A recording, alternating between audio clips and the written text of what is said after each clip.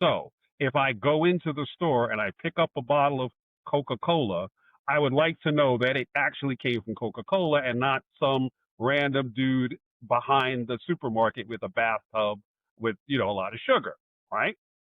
In the same way, I have to make sure that your trademark, your potential trademark, isn't going to confuse the public because it looks like another thing from another company that already exists.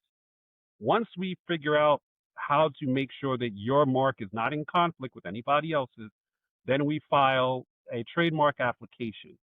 A trademark application is different from a copyright registration because a copyright registration, for all intents and purposes, you're just informing the Library of Congress, I made this thing, it's mine, please make a record of it. With the trademark application, you're asking to get a trademark. You may not get it. And there's two ways you could actually apply for it. There's what's called an in-use application, which means you already have it on your hat. You're already selling the hats. Now you want a trademark for your character for hats. So you file the trademark. The other is what's called an intent to use application, which means you have the character. You plan on selling hats. You're not really selling the hats yet. You're kind of building up to it. Either way is fine because the trademark office, it takes about 12 to 18 months for the trademark office to get back to you and say, yes, you can, or no, you cannot have this trademark. So if let's say you're planning in 2026 to start selling hats, we file the trademark application now, and we file an intent to use application. By the time the trademark office asks you to prove you're using the trademark, because you can't just sit on a trademark.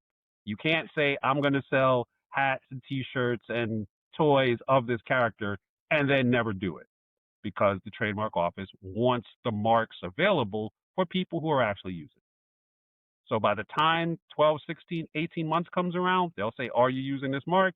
You can say, actually, yes, I am. You send them the website link that shows that you're selling hats to the public.